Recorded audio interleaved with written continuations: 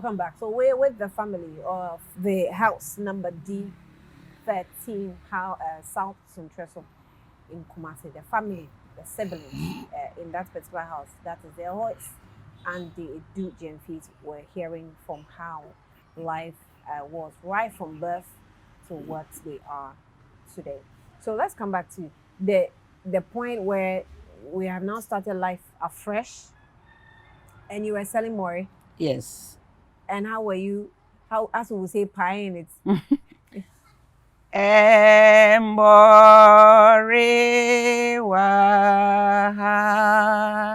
Then the people in their homes will call you. Rabra.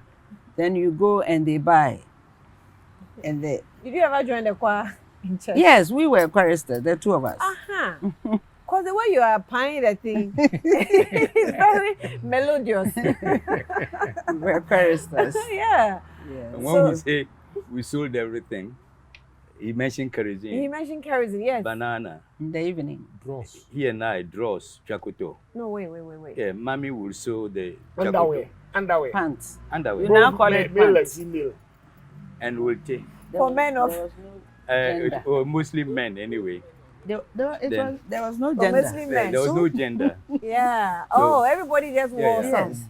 So we'll take it to Bekwai Runabout in Kumasi. Bekwai Runabout. There's a Shell station. That's where most of the cars, To Cape Coast. trucks will stop.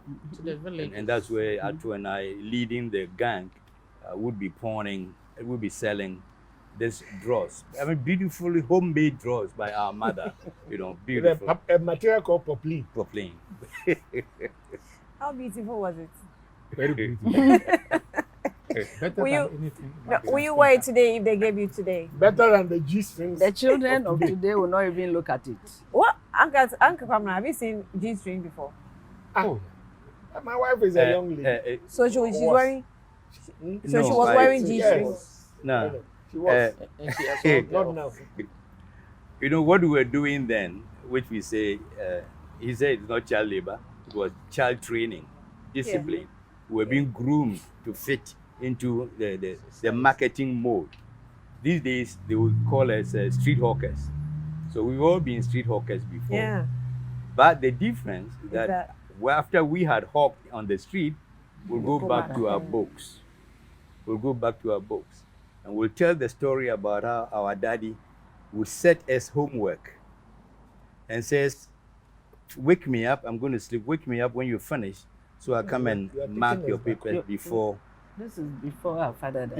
Yeah, this is before, yes. But it's part of, Yeah, it's part of the grooming of the children. grooming, the discipline. So the two of us will sit down there, we'll finish the homework, and the old man is asleep.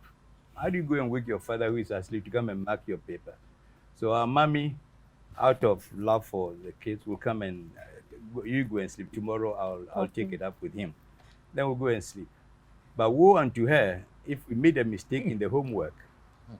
Daddy's anger will be visited on her for encouraging us to be lazy and not doing the work that he has said us. So the communication channel between the children and daddy was through mommy. Was through mine. Mostly through mommy, and mommy was very defensive because daddy was a bully. In serious language, our daddy was too much of a disciplinarian. Atu here lost some money. He sent Atu to go buy something. Atu lost the money. Daddy made Atu sit at home the whole day searching the park, the compound like this for the money. Atu didn't find the money, so he didn't go to school. Every once in a while, every 2 weeks, he will make us go and fetch water from the public standpipe a bit far away from the house. And our house was well decorated. Hedges of, Snow White and Pride of Barbados. Pride of Barbados, yeah, I saw that in the book. And milk, those beautiful Sunflower. flowers, Yeah. sunflower. He loved sunflower. And our job was to clean the leaves of these flowers. Clean the dust off it completely. Because he loved flowers and the street was not tarred at that time. So the dust would come in. And our job was to wash the flowers. I mean, how Can do I you... bring us Back to where we where we were. were about the street hawking? Yeah. The career Now, coming. the good thing about the street hawking in that time was that we were street Selling hawking but going the to money. school. Yeah. We were taking our education very, very seriously. And I think that really the problem of child labor that we described today, it is not everything non-school activity that children engage in that should be described as child labor. If the child is able to combine the non-school activity with school activity, and especially if the child is doing very well, like we did, it should not be described as child. Especially by our way of life here Yes. in Africa. Yes. And I want to add on to what he said. We were selling, but we were giving the money to our mother to support her, look after all of us. The children of today on the street, they sell for themselves. And most of them use it for drugs. They don't use it for any good use. They use it for drugs. That's the difference between what we were doing at our time and what they are doing now. Ansadma, what were you going to add to that? Did you ever sell? Oh, yes. Because you were younger then. No, we sold. You sold Queen Mother also She wasn't a sold. good marketer. Yes, but I wasn't too At good most, at very selling. bad. Yes, the two of them, three of them will go and finish selling their wares. And then You come Governor back. was always my protector. He would come and take my things and go and sell for me. Wow. So I wouldn't be in trouble when I get home. You know, but I sold all the same. And now I am the one doing selling. So what were you selling at the time? Murray, everything, kerosene, bread, the same everything. things everybody was selling. And what do you sell now? Now I am into provisions, plastics, all those. Oh. I have a shop that, yeah, I see. I run in Makola. I see. In And addition then to other I- things that I do. I was talking about after we have sold the emori on the street, we come back to meet our cocoa and Yes. the cube of sugar that you have to use to drink the A cocoa. cube. A cube. So everybody was entitled to A one cube. cube. One cube. So we use that for our cocoa, and then we dress up and run to school. How were you doing that? The The cube. cocoa and the cube. You bite a little and then you drink the You take cocoa. about 5 spoonfuls of cocoa. You put it in Over the a cup bite. and put it on- Yeah, a bite. So what we normally did was we will bite it and drink and leave a big chunk of the sugar so that you drink it with the last bit, which makes it very sweet. This poverty was critical. They might as well add that egg was a no-go area in the house. One egg. One egg, chicken. How many times did you eat an egg? No Christmas. special occasions. Even then, when they beat, you take the shell and put it in the coal pot Under the cocoa. Then the what do they call that thing around the way? It will lift up. Yeah, When you eat it, it's very nice.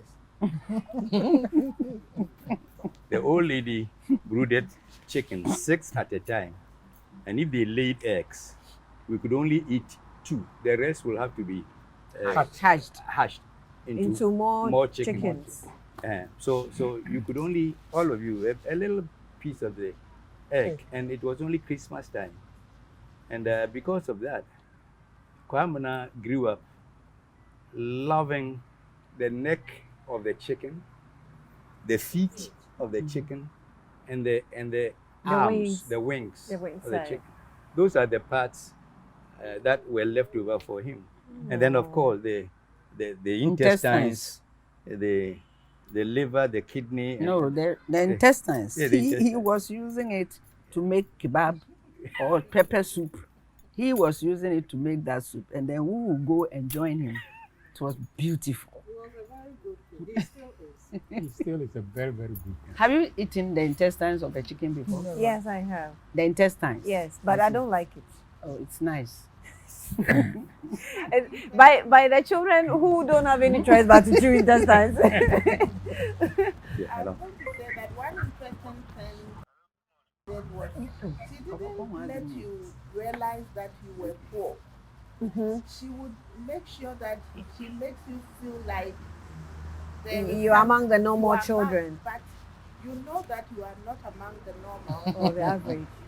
How did you know? Because I wanted to find out how were you coping with all that paying of school fees, or maybe I don't know, upkeep, the general and the change. How did you manage the sharp change between when Daddy was around or Papa was around, and then all of a sudden there was something different? Well, Kwame Nkrumah's time, basic education, there were no fees. Okay, so We you, didn't pay yeah, any yeah, fees at yeah, all. yeah. Of course, you have to take care of your Uniforms. you know, and things like that.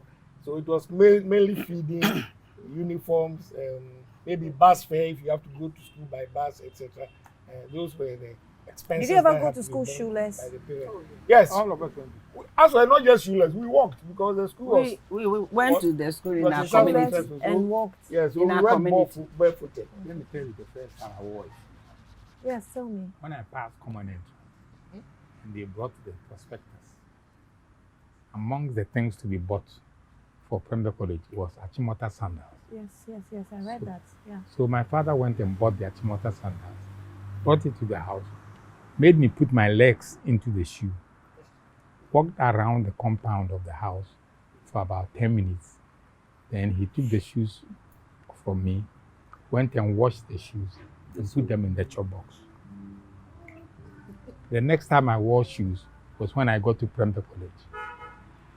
Wow. And I was not the only one. Yes. Almost all my mates, Your mates. the first time they wore shoes was at Parental College. So wearing shoe in school was a very big deal. So a big deal. Atu left out an important part of that episode. Uh-huh. When his father took the shoes back, he said, "These shoes are not meant for college. You don't wear shoes in the house." And then you asked how we were coping with our life when we in the second part of our lives. God gave us a gift. So after all those things, the poverty and everything, God gave us a gift. We were very intelligent. So when we got to school, the well-to-dos were there, but they all hailed us because Kwamna, for example, was very intelligent. So in our infancy, we called him professor. Yeah. And that is Oh, why he really? became a professor. Yeah, Yes, we called him professor. we called him Prof. professor. Prof. We call him prof. So he was teaching even my class. He was 1 year behind me. The teachers will call him to come and teach my class. So they hailed us, even though we were poor. They hailed us because we were very intelligent. So that is why we didn't feel the situation in which we were. We didn't feel it. Because the school Yes. intelligence was balancing. Yes. Yes. Okay, let me. Mind you, not as very feeling as a result of our intellect. Me in particular, I was a bit crafty when it came to also making it look like I also belong. Because during my time, a lot of the people were from affluent homes. And then I have to go and sell this mori early in the morning and then get back to school with no money, not even a peso. My mother will never give you money to take to school. So what I was doing was, when I was giving the mori to go and sell, in fact, I never bring any mori back home. I would sell everything. So I was meant to feel like I was a very good trader. I'll get to behind the hedge or something, put my wear down, and then I will remove some of the emori from under what my mother had already put in the tray. Yeah. So let's say that I was given about 10 cedis these days of emori. After removing and then molding it again, You can go to the By market with about 15. about 15 or 20, then I will sell. Automatically, I might not be able to sell all. And if I come home and my mother sees that the way she molded it is not the way it is in the tray, I'll be in trouble. So I will go to various homes where I know that the mothers leave early for work, because the South Suntresu was more or less a middle class workers area. Then I will tell the one I will find in the house that your mother says I should come and give you maybe 3 or 4 molded emori, and I should come for the money tomorrow. So I will leave them in various homes, and then I will go away. The next day I So won't basically pass. selling in credit. Oh, on credit. That the next day I won't pass that line like at all. If I did that at the B line, the next day I will go to the maybe K line and go and sell. Then 3 days after, I will come and demand my money from the mother, you know. And then the mothers, some of the mothers will say, but we didn't ask you to. And I said, "But I thought you said I should, you know, knowing where I'm coming from and from that poor Mrs. Ahwoi's house, they will give me the money." Yeah. So every time I had money on me that I also take to school. And then I'll Did go your and buy. siblings know about Petty it? people. No, we call it Nobody knew about it. craftiness. Nobody knew about it. It was when I grew up and then I You told my us. big sister. So what I did was, But they saw money on you in school because you're almost in the no, I won't take. No, we're not taking I money. was with the younger one. One. Yes, and I liked rice at that time. I liked rice and stew, so I would go and buy rice and stew in Willie, so that I will also enjoy. So the people thought I was We call it kauru. Kauru. They thought I was also very okay. I was rich, but this was one of the so. Ever since I went into the teaching profession, I'm a teacher by profession. I've always pitied children because sometimes some of the things that children do is not because they are bad. So I always tell my staff that nobody should label a child bad. It depends on where the child is coming from. You should be able to trace the roots, you know, The especially situation. adolescents.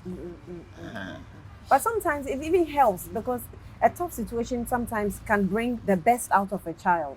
Because your mother may beat you because she would think you're lying about something, You know but what it I mean? was actually getting you creative in a way. Yes. But how did you manage the situation where you are in a community, everybody knows this is the Ahwoi's house? Everybody assumed that you were comfortable, and then all of a sudden they saw that the children were selling, doing petty trading to support the mother.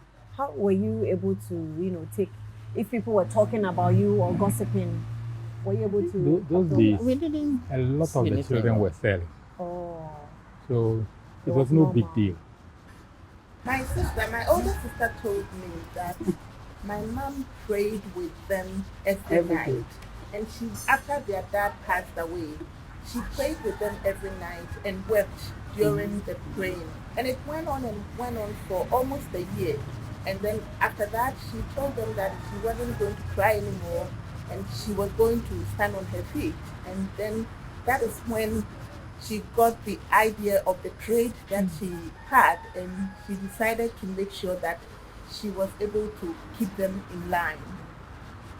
well, the most And important I- thing was to I get just want to come in. somewhere To- to sleep. To tell more about poverty, after I remember my school uniform. I had one or two school uniforms. I One. think one. One. So when the top, it was a pleated skirt, the top. But Kukunten it wasn't a in skirt and blouse. Was it Join. Kukunten in Katinkwine? So the top fades faster than the down. So when the top got faded, my mother would buy a new fabric, make the top, turn the inside of the pleats out because the inside of the pleats looked No. newer than the outside. The outer. So she would turn it and then put the new fabric on top.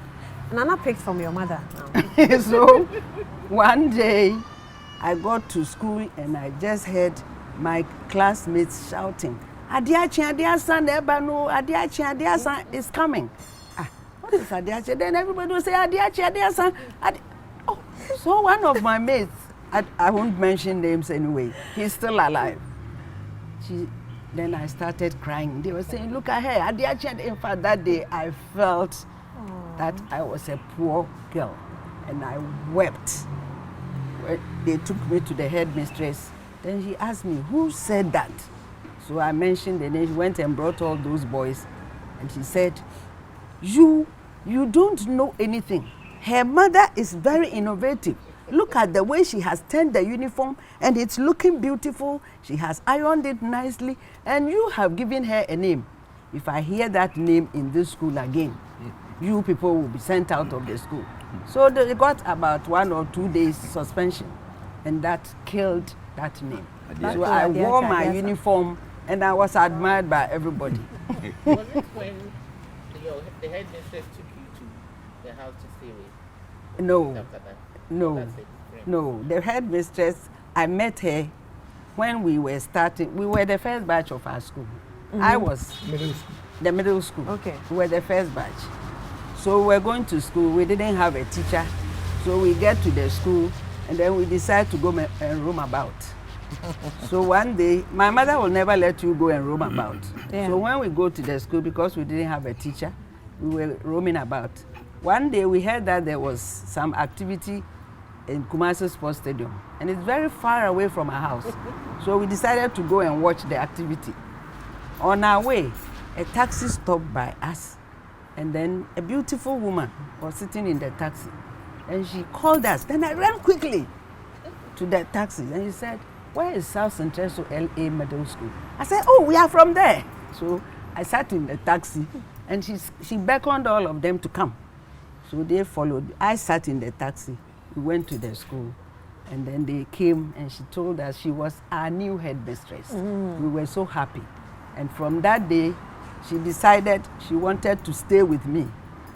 And so she went and saw my mother, took me with her, and she also followed me. We went and stayed with her. Wow. Well, when you were going to sit in the taxi, weren't you afraid that somebody is calling you when you were approaching? Oh, those days there were There were no bad kidnapping. Those days there was nothing like Uncle, kidnapping. did you just say that there were no bad people? Oh, there were no there bad were no people. kidnapping. No. I see. So fast forward. After school, then we went through to university. We grew up all by the support of Mrs. Ahwoi. I mean, We haven't said anything. Mr. Mr. Adu-Gyamfi Gyamfi. came in. When Mr. Adu-Gyamfi came in, how did it sit with you, who were already in the house? Ankato, He wasn't. No, I wasn't you there. were in there at the time. Who was Uncle? You were I there. was, Okay. She was our father, our stepfather, and they were our sisters. So naturally, we had to bind. But Atu and I saw Mr. Gyamfi as, so we call him Mr. Gyamfi. Yeah. We didn't call him Daddy, Daddy. but the others call him Papa. Papa. But we Those call days him- there were no daddies. Yeah, there were no daddy, They were so all they Papa. call Papa. Papa and Mommy. So he was quite close with them than us, because we were in the secondary school and we only come home during holidays. But with the rest, he stayed with them throughout the time that she was alive. Maybe you can I tell. also, I left Amma behind and went to secondary school. So I also didn't stay long with him. I Mr. joined the Gyamfi. boys. We were in secondary school. Amma, how was it like then? He was a disciplinarian, but he never used the cane. Okay. He never used the cane. Normally he would say, "Wabong." If you are not good at mathematics, he would say, "Wabong." And then one thing I liked about him was he helped our mother, even though he wasn't rich, he helped our mother. We had a pit latrine in the house. My dad, Pan latrine. pan You know latrine, pan You know latrine. Pan Pan The latrine. one the And cool the- people carry on their heads. Crewmen had to Oh, come yes, and take yes, it out. Yes. So sometimes they go on strike and they won't come. So he himself would take the broom and everything, go and bury it somewhere, clean the bucket and put it back in. Wow. Yes. So this was the stepfather that we had. Then He loved farming too. He loved farming. There was a free land in the Not frontage. vacant. Vacant land. Actually not free. In front of our house. So she farmed, planted plantain, cassava, coconut. So we were getting a lot of our foodstuffs from the farm. And he was doing the weeding himself. Sometimes he would give us portions to weed. So at least we got food from the farm to support whatever we had in the house. Meanwhile, he was a mathematics teacher. Master. At the secondary school. Even went and did a master's in mathematics at Leeds University. And he also liked the lotto. But he was so good in mathematics that his students call him, he's a Pythagoras. Pythagoras. Did you do maths? No, I You don't. know, so you don't know Pythagoras theorem. Oh, you mean if I read maths in secondary school? Yes. Oh, yes, I did. So So, you of know course, I know Pythagoras. Pythagoras. But you were not good. But, yes, so but what my I was father would have said, Wabong. What I was thinking was that we've had a couple of people in secondary schools called Pythagoras. So I'm just maybe learning that it actually, theorem. yes, it didn't start today. It started with people who were good with math. Yeah. Yes. I guess so. So share with us, because you were last born, the experience of Mr. Adu-Gyamfi, who was your biological father. Right? How was it like? He was a really And you good- captured in the book that he left. You know, after some time, what happened? when he went to Leeds, he did not communicate with us. And it was a long time, about 4 years. And then when he came back, he got married to another lady. And so he had 3 children with her. And before then, he had 2 other children with other women too. He was a really good man. He was kind.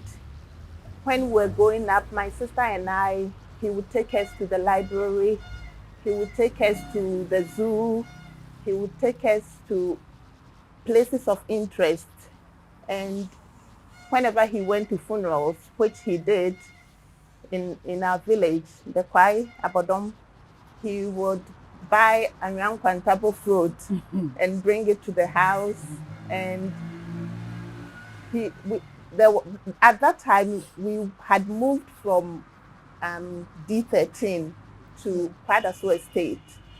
I think I was about 7. So I can say the situation had changed at the A time. little bit, yes, it had changed. had We were still not So comfortable, so but it had comfortable, plateaued but it maybe. was okay because he was teaching at Kumasi High School, and then he had his nieces and nephews with us. We all stayed together. My mom brought them in and took care of them like her own. Yes. Yes, I think he later brought in the stepchildren. Yes. One brother, the one who is directly after me. It happened that his mom brought him home one day. I think he was about 2. And then they met my mom and dad, and the lady said that that's my father's son, and he wasn't going to accept that, but he was a spitting image of my dad. So my mom said, no, you cannot play tricks on this. He is exactly you. So the lady left Edu, he was named John, with us, and we grew up with Edu too. Sister didn't the 4 years that he was in Leeds in UK. Leeds was actually about 2 years, then he stayed on. He was still thinking about the kids, but he kept buying stuff, For them. clothing, shoes for them. But he didn't send them ahead of him. He kept them for the day he will arrive in Ghana, Yes. which is exactly what he did. So he came with some suitcases of clothing for the kids. Unfortunately, Yeah, that grown. when the kids opened the suitcases, the materials are gone out of fashion. The shoes are changed, and they reject sizes. the sizes were couldn't- off So the completely. kids rejected daddy's offer. It made them very uncomfortable. But the truth was that everything he brought was out of Out of fashion. fashion. Out of date. I should also add that when we were little, he would play drafts with us. He would play games with us. He taught us how to tie shoelaces. We would polish his shoe, and then he would show us how to thread the lace and through the shoe. And he even taught us how to play the lottery. He did, yeah. We knew that he was definitely everything was mathematical, and he thought he was going to break the The lottery. machine. And he gave the numbers to his friends. Every Saturday he will go and a Friday he will go and stake. And then he will give the numbers to friends. And then the friends would win. And then he wouldn't. And then we would also, Papa, why didn't you win? He said, I was trying to pair the numbers and make sure that I get all 5 numbers. And those people would play the 4 numbers or maybe 3 numbers, and then they would win. And then they would bring him some of the money and he would refuse it. And my mom said, but it's just a gift, but he would refuse it totally. I'm waiting till the day I get to break My this 5 numbers. this 5 numbers. And This is break the 5. yes, he break wanted the to 5, hit the not break jackpot. the 8. In fact, it's a jackpot. He really wanted to. He never did. He never did. He never did. Once in a while, he would win a little bit, but it wasn't enough for anything. Well, we're picking lessons from that. I don't know if we're picking lessons from lotteries as well, but Oh, I want to add to my stepfather's glory. He was a really, really disciplinarian and a very patriotic man. I remember a situation where they called them the Tankasi people. The Tankasi people came to the house, and then there was nothing like a wall in between the houses. Estates. So there were hedges. Yeah. And they how do you say, they summoned, do you say summon? Yeah. They summoned my mother and the next door neighbor. And my mother and the other lady were begging. They were begging the man, and they were 2 men. And the man wouldn't allow it. He said she was sending them to court. And they begged and begged, and then my mother went to the room and came back with something in the hand. And then the other lady also came, and they gave something to the Tankasi man. Bribery. Not knowing my stepfather was inside the bedroom watching them. So as soon as the man took the money, he quickly came out, and he was tall and stout. He quickly came out and held my mother's hand and held the Tankasi man's hand and said, I have arrested you. You have given a bribe. I'm taking you to the police station. You too, you have collected a bribe. My mother was begging. The other woman was begging. She wouldn't mind them at all. And then she told the other woman that, you are not my wife, so you can go. But when I send my wife and the man to the police station and they take them to court, she will mention your name, and then you can, because I don't want to have a fight with your husband. And my mother was pleading and crying, and she didn't mind them at all. He took another man from the other house to come and then beg him, and then she told the man, if you take bribe again, wherever you take the bribe, you'll be arrested. And she sacked the man from the house. Wow. After that, no Tankasi man came to our house again. Anyway, So to top up, I'll say that Sister Ala's baby was never part of the selling. No. I mean, I noticed. I wanted to find out if you ever sold. No, the father would not allow it. My mother tried, but she said, "Me mama don't." So I remember once my mother went for bread. She wasn't baking the bread. She went for the bread and she said you should go and sell. She and her sister, the one who left, you should go and sell. The father came and said, how much is the bread? Pan on the eye. So she mentioned. And then he paid for the money. For the bread. He paid for the bread. Anyway, It's getting too long. yes, we are getting now.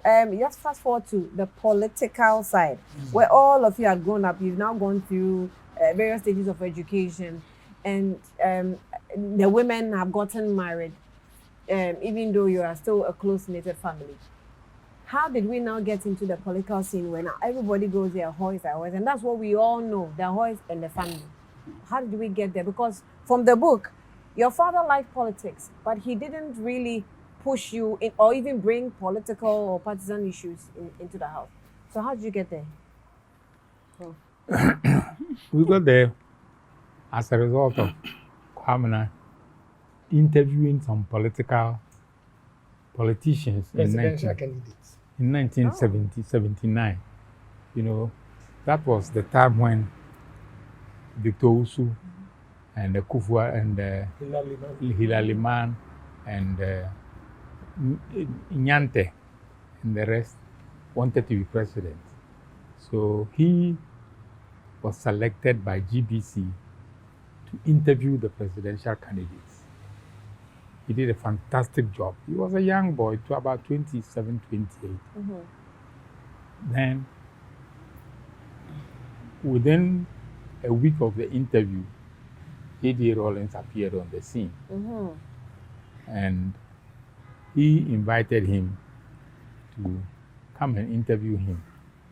So after that interview, Kwamna was drafted into the PNDC things, or AFRC. It was AFRC. And we all gave support to him, the men. And gradually we were all drawn into the politics of Ghana. We were politicians, we had a political life in university. But then it wasn't at the national level, it was at the university level. So when Kwamna got involved there, we all came in, and gradually that's how we got into politics. And that's how Uncle C also came along. Yeah. So the three of you were key when it comes to the political phase. You were very active in there. Yes, we were active.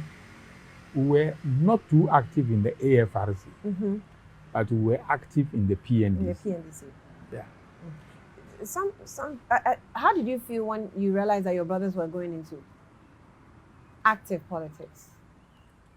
At that time, I wasn't in Ghana. During the PNDC, I left Ghana. My husband was a diplomat. He had been posted to Liberia at that time. So I joined him in October 1981, and the PNDC coup was in December. So I was in Liberia for the 4 years. So I won't have much to say about that period. My other sisters may. Yes. I was very happy at that time. You were happy? Yes, I was very happy because to me, they were becoming popular. And especially when it was within the coup system, they would come in to Kumasi in their Pensgoa with soldiers in, and then holding some pistols, and and I was excited. You were proud. Yeah, I was proud. And then occasionally you hear their names on the television, and you either run and go and watch, or somebody will tell you, we saw your brother, and I was very happy. How about Sister Aggie? There were no provisions at all at that time, and that was what we were thinking of, provisions, my sister and I, because at that time it was 79, I was in Form 2, and so we heard the news we heard that there had been a coup, and I heard that my brother had been mentioned to go to Gonja Barracks, and I was scared. I wasn't happy. I was scared, but the fact that I thought that maybe we would get some provisions along the line, maybe because it was Colonel Champon's time, and everything was scarce at that time. It was really difficult during that period. So my mind was on provisions. That is what it was. But I think it turned out well. It turned out well. I'll come now. I think you will tell us the full story, because you led the brothers into this trial of Ahwoi within the political. Ask me about how I felt. Okay. Then you tell me first before I go to him. Yes. I was married to an army officer. Okay. We were in Tamale when June 4th happened, and my children were in school. Then we heard that the headmistress of the school had been arrested and put into the guard room. So we trooped to go and pick our children. We saw the soldiers with guns on the roads. He said nobody should cross. So we were frightened. Then later, we heard that our husbands, the officers, have all been arrested and put in the guard room. So one of the soldiers told us we have to prepare food for them. So we prepared the food, we were taking it to them. We got to a point where they have put a barrier and they took the food from us, ate the food in our presence, and they told us to go back home. But when we got home, our children had come home. So it was during this time that I heard Kwame's name on air, that he should report to Gonda Barracks. And I was looking at what was happening to our husbands in the guard room, because finally we went to the guard room, we saw them on the square. The soldiers, they have a square, that's where they have their training. Our husbands were in only pants and they were being drilled on the square. So when I heard his name, I was frightened. I thought they were going to kill him. So he will continue from here. Well, she has told a bit of the story about June 4th, which is today, actually. Yes. Yes. Today is the 43rd anniversary of June 4th. Oh, okay. And what she has recounted actually at the event of June 4th. But for the events of 31st December 1981, which gave birth to the PNDC, it was Kwesi and I who actually got the three of us involved. Because in the Christmas of 1981, the two of us and a friend of ours, who became the first PNDC secretary for rural development and cooperative, we were undertaking a journey to Sefi, Ahibensu. And when we passed Kumasi on the way from Bubiani, we realized that the cocoa and the coffee that had been bought by government were all getting rotten in huge heaps. Because even though they had been bought, they had not been paid for. And they had not been paid for because the roads were bad, there were no vehicles to cut them, there was no money to pay the farmers, etc. And this was under the government of President Liman, the PNP, People's National Party, of which all three of us were members. We were members of the youth wing of the PNP. So we were very disappointed. And we decided that when we came back to Accra, we were coming to take on our own government. When we got to Accra, about 3-4 days later, the revolution happened. And President Chairman Rollins at the time called me on air to report. I went to Gonda Barracks and I came back to report to my brothers that it seems to me that what the revolutionaries required was a blueprint that would mobilize the people politically and also lead to economic resuscitation. Yeah. And then Kwesi said, the cocoa we saw, that is what we have to do. Anyway, to cut a long story short, he prepared a paper in which he recommended that we set up a national cocoa evacuation committee and use that to mobilize the students, the professionals, etc., to help evacuate the cocoa. So that is what became the Students and Youth Task Force. The students themselves forced the closure of the universities.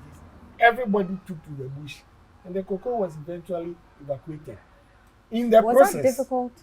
Pardon? Was that difficult to marshal a youth group when to I do finished this Kwesi, because I was not directly involved in the cocoa evacuation. He was a coordinator of that. So in the process, especially I think when Chairman Rollins saw the way that we worked, he dragged all of us into it. Atu, for example, was made a member of the 5-member Economic Review Committee, which replaced the Minister of Finance. And they were collectively responsible for the management of the economy and the finances for quite a long time. Dr. Kwesi Botwe joined them later, I think in August 82, and he was made the chairman of that committee. Kwesi was made the coordinator of the National Cocoa Evacuation Committee, and I was working in the secretariat of the PNDC, working on the laws and other things. So that's how we got involved in the revolution. But as I said, Kwesi will tell you the story of the cocoa evacuation. You asked whether it was difficult mobilizing. Yeah. It because wasn't. I'm just looking at the youth today and how they want their voices to be heard and the way they do it. If compared to what you did before, there are any similarities? They would have asked me to pay. before they go and cut the cocoa? It wasn't difficult. I think there was an admission that Ghana was tottering at that time. And this was a clarion call by Mother Ghana for all hands on deck to save this country of ours. So everybody took it as a requirement on us, the whole of Ghana, to help move Ghana up forward. So when the call went out and everywhere it went, people just responded voluntarily. There wasn't any military force of any type getting people to go and do this. No. Right. And the beauty is how the totality of Ghana came around Mother Ghana to put it back on its heels. I told them that I'd never seen that mobilization in my life, with the exception of Kwame Nkrumah's days. I was also part of that. So at what point in your lives, especially you the men, did you actually realize or come to a self-actualization that we are capable of doing this and we can do it? Aside the fact that he conducted that beautiful interview that you thought that, oh, we can actually get into the governance of this country. I had been in the political life of this country from Kutu Echampong. Okay, yes. I worked at the Special Action Unit. Our job was to monitor the implementation of government policies and programs and projects. And I was there with some military group and top-class civilians. The Special Action Unit, I could mention, what's the name, Sobojo? Pat Sobojo. Squadron leader Sobojo. Joe Siedu. Sobojo. Joe Siedu. Captain Ayi. Colonel Tete. Colonel Grant, CFC Grant, who became the head. Kwame Kakari, who was the first head of this establishment. And then the civilian side was made up of Damti, Yaboa, Ken Akwa, Van Dyke, Charles Van Dyke, Asari Obi, Jim Brickline, a whole top gang committed to this country. We worked. We worked to the extent that when the Kutu Echampong was overthrown, the next government of Akufo retained the unit. So we were still there working, and our office was in the castle, reporting directly to the head of state. Then when Kutu Echampong was, Akufo was also overthrown, J. Rawlings, June 4th, retained the office. When Liman came, he retained that establishment and changed the name to the National Development Commission. So that outfit was virtually the secretariat to the National Development Commission. And it kept on, and then PNDC came. And so with me, I've been in the thick and thin of politics through all the generation of leadership that have come into this country from Kutu Echampong's time. He and I will even go back to Kwame Nkrumah's time, because we were campaign boys with W.K. Duhine campaigning for the CPP when the contest was between CPP and the UP. So I saw it as a continuum, and that's what I've always believed, that governance should be a matter of continuity. When you have 4 years, according to the Constitution, when your time comes, you go, the next guy comes. But they follow that critically laid down policies and programs that inure to the benefit of the development of this country. If we deviate from that, then we are not building Mother Ghana. So what we saw at the Goko evacuation, which continued until we entered the constitutional regime, has suddenly changed. And I said it the other day, the change is that we are no longer nationalistic. Ghanaians have lost their patriotism. Ghana does not matter. Individuals matter most. And that was rather when we entered the constitutional regime. Exactly. Yeah. Individuals matter most. It's the constitutional regime which brought about all these issues. Under Jerry Rawlings's PNDC, you dare not think about going to sell government land and willing it forever to your nephews and nieces. No. Because you were part of a certain system. And Rawlings will discipline you. He will disgrace you publicly. But now, and you see, when you move into constitutional era, party politics requires a lot of money. There are now 275 constituencies. You must buy a vehicle for each of those constituencies. And a pickup now is about $20,000, $30,000. You need offices, you need flags, you need posters and all that. So the constitutional regime breeds corruption. If you come and finance me to go to parliament, you expect something from me. That's why you are financing me. And once I get into that office, I must find a way of repaying you for the help that you've given me. That is where the corruption starts. But you see, we all think that it's politicians who are corrupt. The system that we are operating now has made us corrupt. Uncle Cardinal, will you respond to this? For the constitutional regime, Well, I won't. I'm not responding, but I'll contribute to it. I think that it is not so much a matter of the constitutional system, it's a matter of the leadership of the political party. Okay. Everybody can tell the difference between the leadership we have today and the leadership of somebody like President Atamels. I mean, they are so contrasting. You know, there are things that are happening today that I could not have imagined would happen under, leaders, who maybe had a different style or a different approach to politics.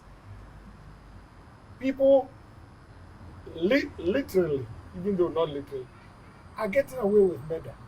And every act of corruption is cleared by the government. The government itself investigates and clears them. So, constitutional governance and party politics, a lot depends on the leadership. As they say, the fish will rot from the head. If the head is rotten, it affects the whole, the totality of the system. So the system we have today is not the constitution you gave us? It's a constitution we gave you, but it's not the way we expected it to be implemented. It's the implementation that is creating the major problem. Right. For example, we thought that we had built in checks and balances. But when we have a situation where even the elementary school people can see that every state institution has been taken over by the political party which is in power now, it creates a very difficult situation for governance, and especially for successive governments, because people will then, the supporters of the successive governments would also expect those governments to continue what is happening today. It's going to make governance very difficult in the future. Well, on record, J. Rawlings in PNDC and J. Rawlings under constitutional presidency is the one who sacked the largest number of his ministers. Largest number of his ministers. Even under PNDC? Yes, for acts of misdeeds, falling out of line, and etc. He didn't give a damn at all. He didn't think twice. He will let you leave his job and then you can go. It hasn't happened since then. 5 years of a government in power, not one cabinet reshuffle. Have you heard of it before since you started following politics? I mean, are all the ministers angels? They don't change them, they don't move them. But don't let's turn this into a discussion of exactly. Well, but what's the risk of not changing them after 5 years? No. The thing is, as they say, and that is why all over the world, political ministerial positions especially are changed from time to time. Well, this is how the whole family of the Ahwoi, the Adu-Gyamfi has come up to. Like I said, you have seen the political side for all that they have done in the political world. Uncle Kwesi has been so much until he became an ambassador, His Excellency. Which of you wanted to be president? None of None us. of us. None of us. It was being rumored that Kwesi wanted to be president. But they were saying that because they thought Kwesi was younger than Kwamena. So they all said, oh, you know, their Ahwois, Atu and Kwamena were grooming their younger brother to take over as president. Meanwhile, Kwesi is older than Kwamena. By 5 years. Yes. 5 years. The interval is The 5 way years. we are sitting, That she is in between us. She is even in People between. didn't even know she existed. Yes. Talk about The ambassador. girl among the boys, I mean, Alma, as they popularly called her. So, what will you, what Go were you ahead, saying? go ahead. What will you want? Have you heard that people have said that their Ahwois are too influential, they're too powerful, especially within the political, terrain? How will you respond to such people? Let me try first and let that go.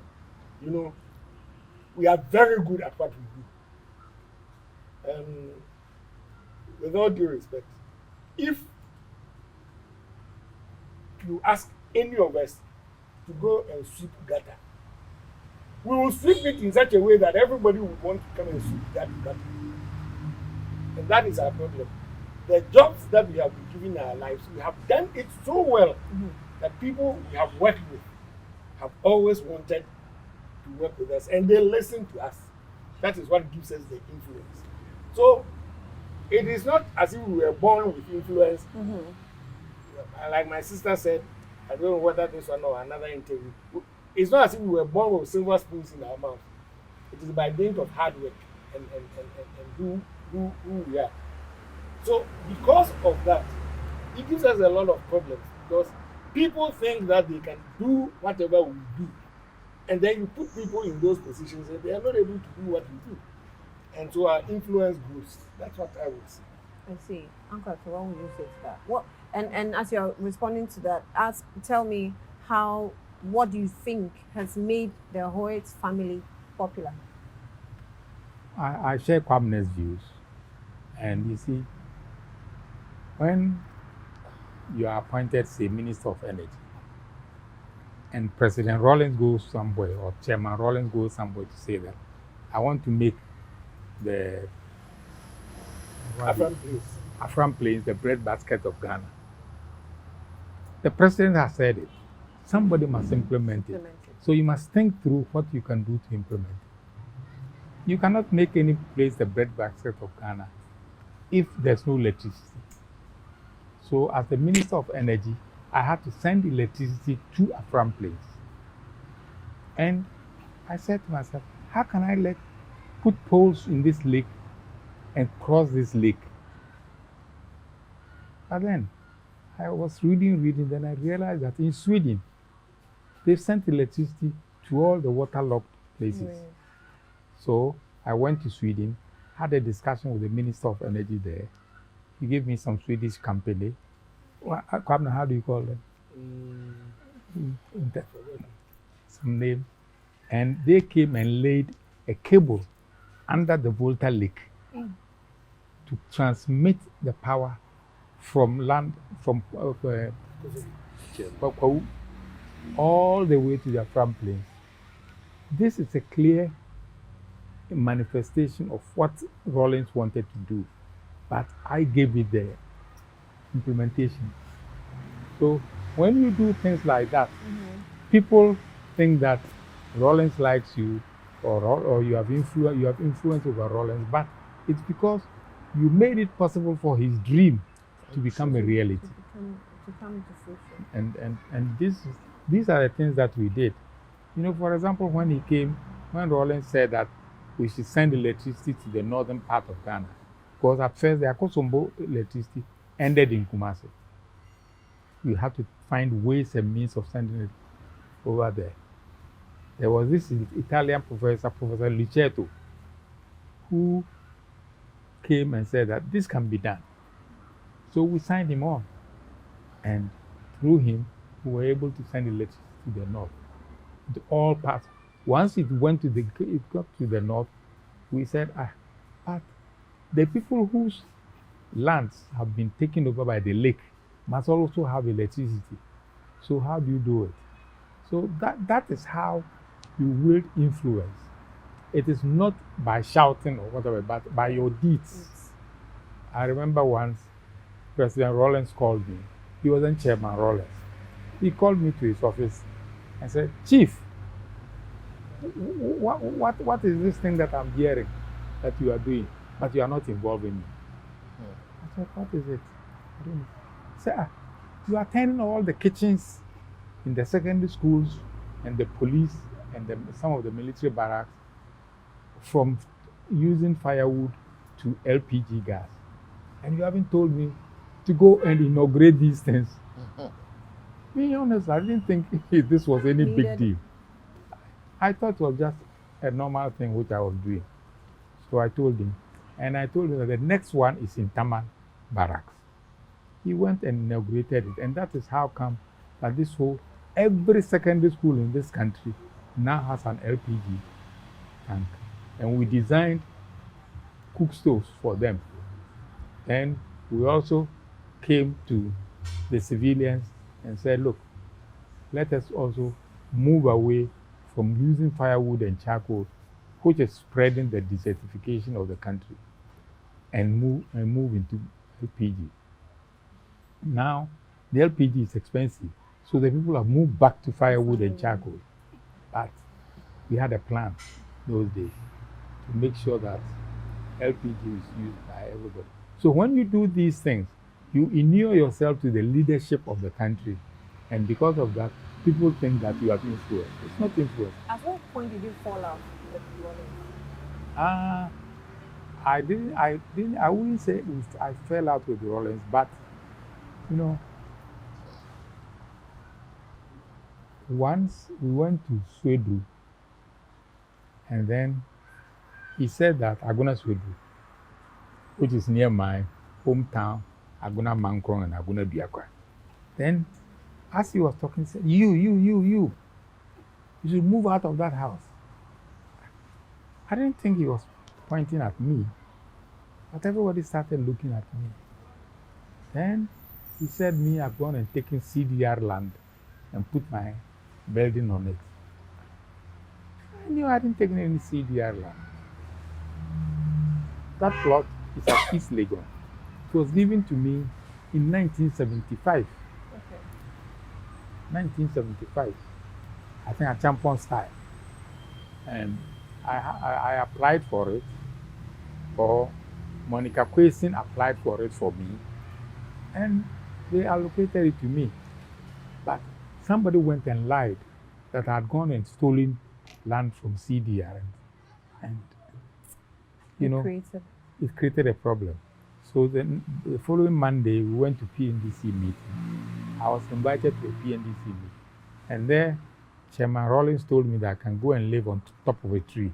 I should move out of that house. So I came and told my wife.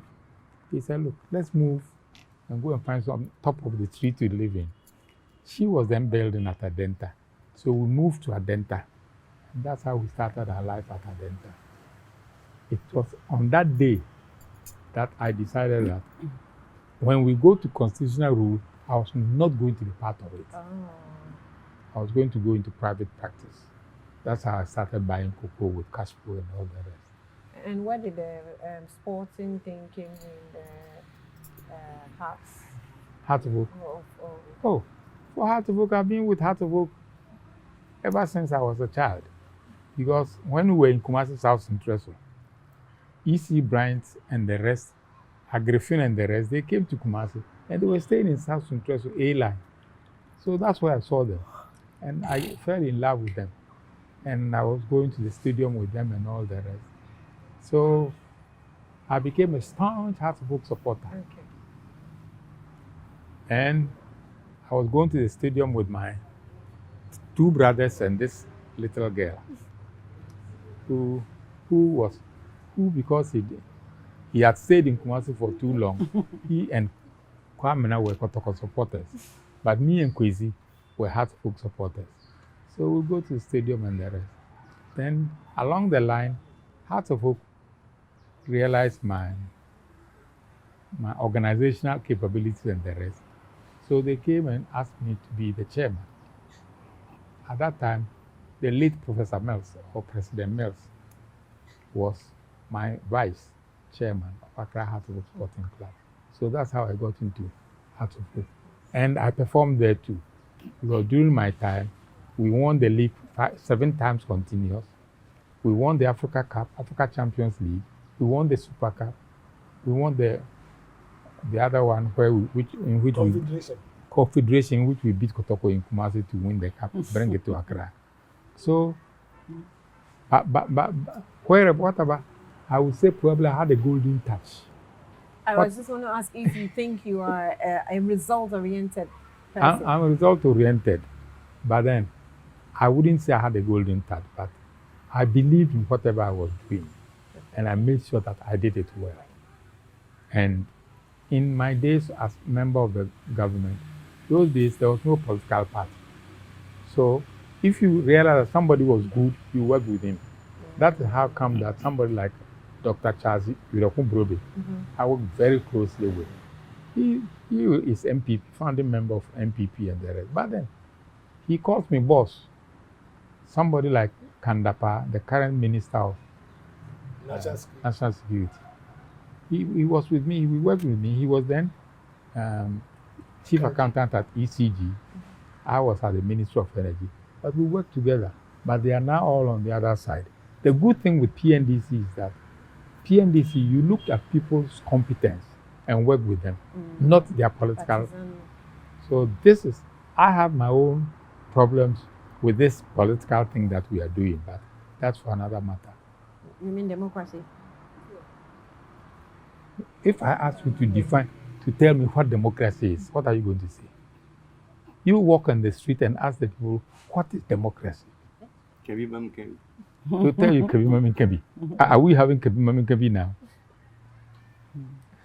You know, Ghanaians, we think that democracy means Kebi Mami Kebi. Or say, and let me also say some. But that is not what democracy is all about. Democracy is a system where you have a lot of rules and regulations which must be obeyed, and which we are not doing now. And that is why I think we are not progressing as a democratic state. But I'll leave it there. So the children of South Suntresu, house number D13, what do we want to be remembered for? We want the children of today and future generations to remember that no matter the situation into which you were born, you can make it if you apply yourself diligently, and if your parents insist on discipline and hard work and make you work towards it. I can say that now probably because I was born during the Nkrumah era. So in those days, you could go to school free. In those days, once you pass your common entrance, you'll be home, then they will bring you. Let me give you an example. We were home one day in Kumasi. My father came home laughing, happy. Why? Because he had a letter saying that I had been admitted to Parental College. So I should attend an interview. I attended the interview. The first time I had ever spoken to a white man, Mr. Sims, who was the headmaster of Parental College. He was a Scot. I'm sure most of the things he said I couldn't understand. But I went through the interview all right. Then, 2 weeks later, I was home when my dad came, very happy, brandishing another letter that I had been awarded full Cocoa Board scholarship to Parental College. You know, it's not like today, where when even you pass, you have to know Mr. A, who knows Mr. B, who knows Mr. C. See, so that is what I want people to remember us by, that we came from nowhere and rose up to the highest position in the country. Not because we paid my mother paid bribe to somebody, but because of the system that was in place at that time. and also because of our own hard work and academic intelligence and brilliance. So the people who are hawking things on the streets, they shouldn't think that that's the end of the world. They should buy this book, or somebody should buy it, give it to them, let them read it, and then know exactly how you can move from rags to riches. I'm busy. You can also have a say on that. What do you want to be remembered for? Well, I would want Ghanaians to remember us through this book by the fact that we believe in Ghana. To us, this is the only country that we have. And once you make Ghana first, you put it as your philosophy, everything you do will be geared towards building a better Ghana for the future generation. We've all brought our kids, our children. They are going to live, and they live here in this country. This is where they have. They can go and live elsewhere and all, but those places are not there where they come from. At the end of the day, after they stayed out there for years, they want to come back home. Every Ghanaian who has gone out there yearns for the day that he can return to Ghana. But they want to see a Ghana better than the one that they left. And this is our principle in life. And we have demonstrated it in no uncertain terms. The story that you read in this book tells about how we built that tendency from childhood, how we went through it all up to today. So I am happy where I am. I know my siblings are also very happy. Thanks to them, everybody's a check on the other. So there's nothing like greed, avarice, unnecessary competition. It doesn't exist. Rather, we hold our hands and build a better family so that our children can also fit. You'll be surprised that our children are beginning to bond even closer than we, the siblings themselves. Wow. They have their own platform, and everywhere in the world where they are, they communicate. Right. What is happening today, they are already, somebody is sitting there who is narrating and sending signals to them. This is what we want to bequeath, not only to our children, but to the rest of Ghanaians. Thank you. Andrama. Our mother was a staunch Christian. She never left God out of whatever she did. And she pulled us and taught us who God was. My little sister said, I told her, and my mother did it. For the first year when her father died, she was always crying. But after 1 year, she told her she saw that he wouldn't come back. So she left everything in the hands of God. And whatever she did, she put it before God. And God also went with her. And she saw her through and saw us also through. So what I want to say is that we'll do everything, but we should not leave God out of whatever we do. Right. Thank you, Uncle Pamela. Education, education, education. But for education, we would not have grown from nothing to something. So what I want people who buy this book to learn from my experience is that material wealth can be taken away. Somebody has died, in his death, his assets have been frozen. But the education that you have, that can never be taken away. That is what will make you who you be in the future. Right. I was going to say exactly what my brother has said. Education is the most important thing in life. You know, now Ghanaians want, most Ghanaians, especially those in authority or high places, that money is what matters. And that is what has gone into the heads of most young people. The first thing they will say, oh, he has money. That is it. Not that, he's a good lawyer or he's this. He has money. Where he got the money from, we don't care in Ghana. You know, but that has to change. Right. And that will only come through good education. Nana. I will take it from the angle of being selfless as a people and then patriotic. Because at the end of the day, just like D13 said, we need to build our own nation. We can go for all the loans that will be given to us, But if we are not able to use the loans well, they become a problem to us and a burden. So we need to be selfless and make sure that whatever we are doing it for the good of our country, and not because we want to be seen to have the riches on this earth, which will not take you anywhere at the end of the day. I also want to tell the women of Ghana that they said behind every successful man is a woman. And so they should play their roles as women, not only to their husbands, but the children. Because the children of today, we realize that they are drifting into waywardness. And if you trace it, you come to realize that most of the time it's about the mother of the house. Thank you. I know that education is very important. Character matters.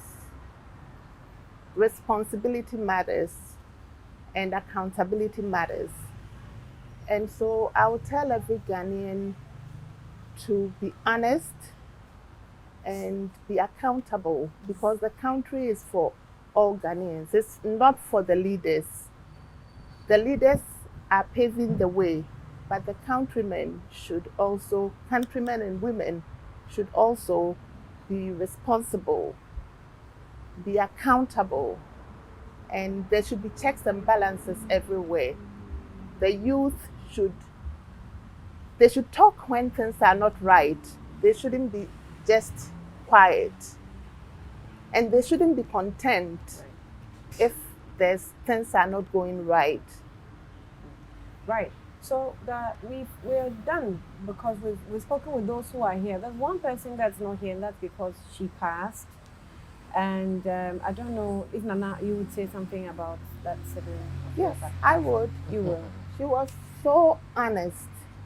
She was so honest and so dedicated and so brilliant and so beautiful. And she loved our dad so much. And if she were here today, she would be really beaming, because she's a person of character. Right. And I remember when she was in secondary school, she went by the rules. She never deviated from anything that was not in tow with the school policy. So she was before you? She was before me. And I always wanted to be like her. We were like two peas in a pod. Oh. But she was 5 years older than me. But she loved everybody so much. It's just unfortunate that she left too soon at the age of 28. 28. But we still have her memories. I have 3 daughters, and I see her in them. It's okay. I'm sorry. I'm sorry. She used to stay with me. The University of Ghana campus. She was brilliant. She did BSc in accounting officer. She had a second upper. And she was working with Social Security Bank. That's where she. She was not only brilliant, she was also very practical. And she had a bit of crazy in her, because she stood up to authority. She must have been opinionated. Yes. If you were doing foolishness, she would tell you that you were doing foolishness.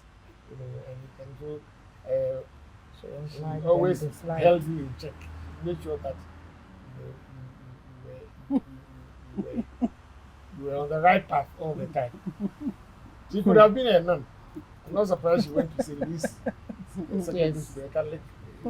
Auntie Nana had That's your wanted brother to be a putting a nun. smile on your face. Yes. So, She had wanted to be a nun. A nun. Yes. But my mom told her that to be a nun is just like being a priest, and therefore it's a calling. And so if she doesn't wait for the Lord to call her, and she goes in because she's in a Catholic school, God will use the stick to hit the head, and she will not be able to do it. But she had wanted We to all do. loved her. Right. We really, really loved her because, so practical, so beautiful, so outspoken and all. Me, I always That's the say, word I was looking for. Outspoken. Outspoken. yeah. Very, very outspoken. She was my birthday mate. We celebrated our birthdays on the same day, Which is 27th February. February. You And know, she was a we had- Saturday born too. She was a Saturday born too, you know. So everybody said, this your sister, you are too close to her. I said, yes, she's my sister. And she's a proper sister, birthday born the same day. And the two of us were in Accra. He was staying with Kwamina, I was staying with my brother Atu. You know, so we were always together. Yeah. You want to say something about your loss? I usually didn't want to bring in the middle of the discussion. I saved it for the last, so it doesn't mar our fun. Yes. Yes, otherwise you are cried in the middle. Yes. Yes, that would have affected her too well. Right. So I told Chachu, let's go and see what's making my mother shout. We went and she was there, dead gone. So we got in touch with Kwamina. No, I was there. You I were was there? in the house. Yeah, I was in Chachu. So Kwamina came and we put her in a car to the Legon hospital where she was put in the mortuary. I remember that vividly. I was in the car with you Oh, you were? and Cyril. I remember that vividly.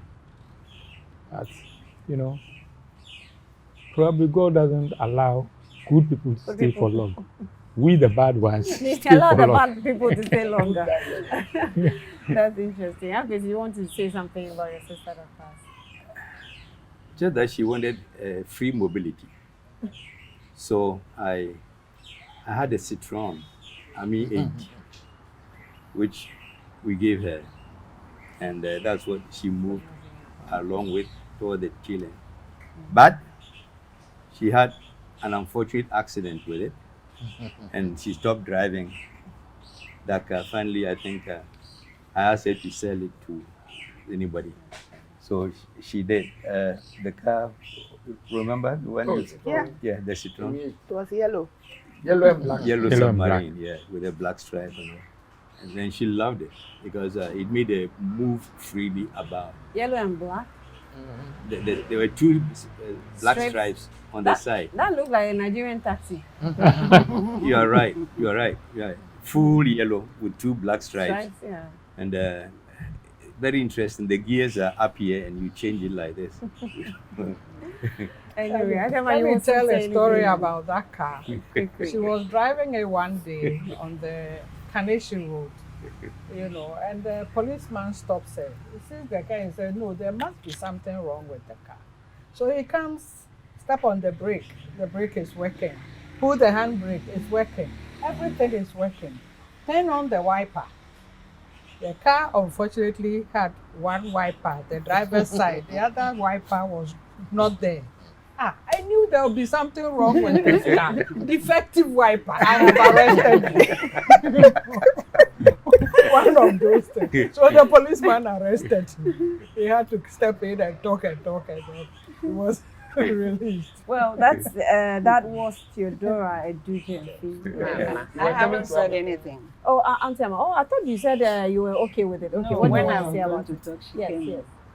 Nana loved children. My first son. She loved him so much so that anytime she came on holidays and she's going back, Atu would cry and sing a song. Until Nana Bekwe Jamina Mayeni Deni. Then Nana will open her trunk and say, get into the trunk, I'll carry you to school. Until Nana was a loving person.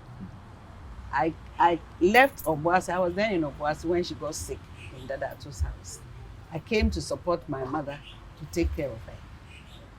I remember on the 24th of December, like my brother said, the day she died, I told her, Nana, I'm going to see the children in Obuasi, and then I'll come back on the 26th. All she said was, if only you will come to meet me. Oh, wow. Yes. So I left. I got to Obuasi. At that time, there were no mobile phones and all those things. I got to Obuasi. Then my husband said, they said you should come back to Accra. Nana is gone. And she told me, I forgot, she told me she will die on a day that we will never forget. and then she will die on the day that she was born. The Ashantis, they changed her name to Ya. She was Ama, but she told us that she will die on a day that we will never forget, and she will die on the day that she was born, and that's exactly what's happened. So I got to Obuasi, and I had to come back the next day. So I came. When I got to the house, I was weeping. Then she told me, sister, everybody was waiting for you. We said when you come, you will let us stop weeping. And you have come with the weeping. So what do we do? So I had to clean my face. And since then, when anybody dies, I cannot cry because of what she told me. So that is Nana for me and for all of us. I thought that She started. You started. Yes, I started. We are finished. I'm so grateful. I'm so grateful. So, Uncle Kwamna, the professor, Auntie Amma, His Excellency, Kwesi Ahwoi, Uncle, so as we all affectionately call him, Auntie Aduma, and of course, Auntie Amma. Auntie Efua, my namesake, I've never forgotten. Auntie Efua, she's a queen mother as well. So, thank you. Of Aguna Diakwa. Yes, that's where your grandmother. Maternal grandfather, yes, that's Developmental queen. And the last baby who never sold in the family. What's your Agi. It's Sister Agi. Yes, that's how she's affectionately called. But thank you all for your time. It's been an interesting moment with you. And all that they said, you can actually get it in this book. That is the Children of House number D13, South Suntresu, Kumasi. An almost 500-page book you can glance through. Very interesting of how a no family, grew into a somebody family and be very influential in the day-to-day activities of this country. You may hate them, you may love them for different reasons, but they make their point, actually, their voices heard. It means that you can also do the same. My name is Ania Fampo. Thank you for watching.